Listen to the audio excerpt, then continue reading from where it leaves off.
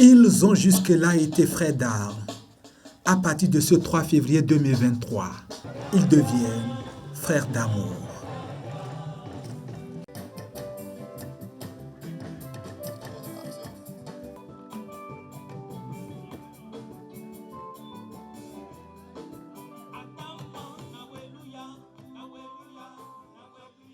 Singulière histoire de 24 agents des forces de sécurité et de défense qui décident de convoler en juste noces, chacun avec son âme sœur.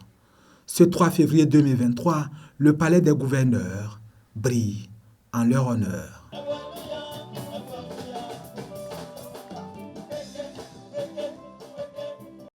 Le maire Charlemagne Yankoti a donné un aperçu du mariage tel qu'il est régi par la loi.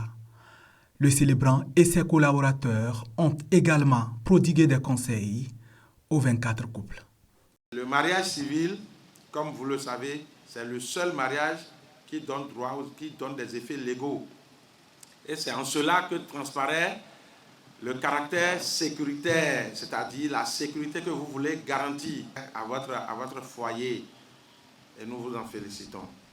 Au niveau des besoins, il y a un besoin fondamental, souvent qu'on oublie, c'est le soutien spirituel. C'est un besoin. Vous savez, la femme sage, c'est celle-là qui a les genoux à terre et qui prie constamment pour son mari. L'initiative du mariage groupé, une idée du commandant du groupe de sécurité de l'Assemblée nationale. Un de ces hommes a perdu la vie avant d'avoir fait le mariage civil. Depuis, sa famille peine à bénéficier des avantages sociaux.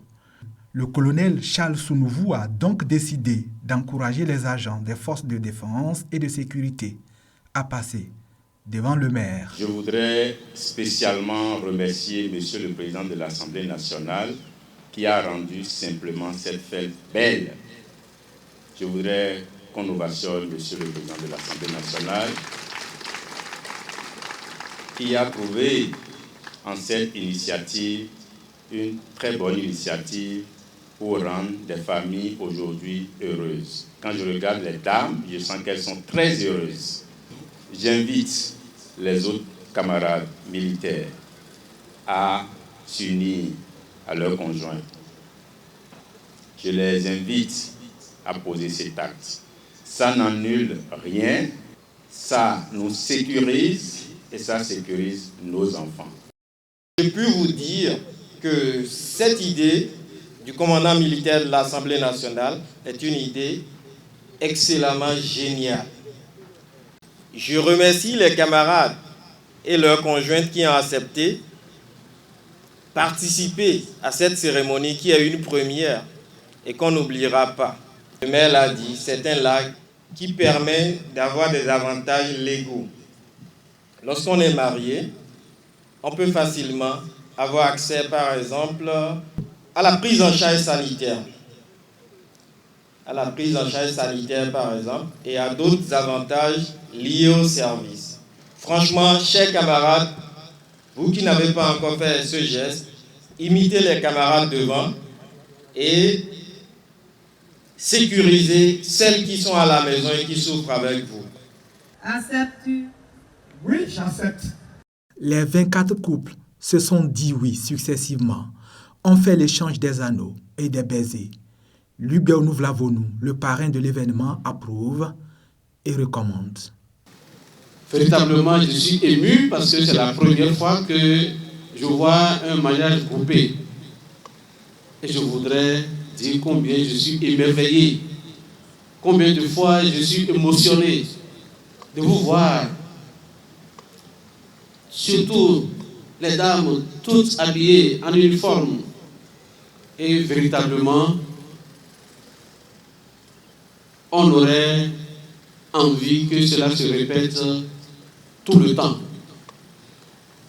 Et ce qui m'émerveille davantage encore, c'est le chiffre. Le chiffre 24. 24, ça fait 12 fois 2. 12, c'est la plénitude. Les 12 tribus d'Israël, les 12 piliers sur lesquels le royaume est fondé. Ça veut dire que c'est la solidité même. Et que par ce chiffre 12 fois 2, cela veut dire que l'avenir est radieux. Ce que vous avez uni aujourd'hui, rien ne peut le désunir. Se marier, c'est rendre l'autre heureux.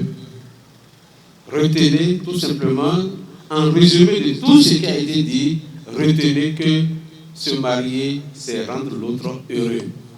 Point. Le reste, c'est des déclinaisons. Ça veut dire qu'en cas de crise, la communication est de mise. En cas de crise, retenez qu'il y a ce qu'on appelle le devoir de s'asseoir.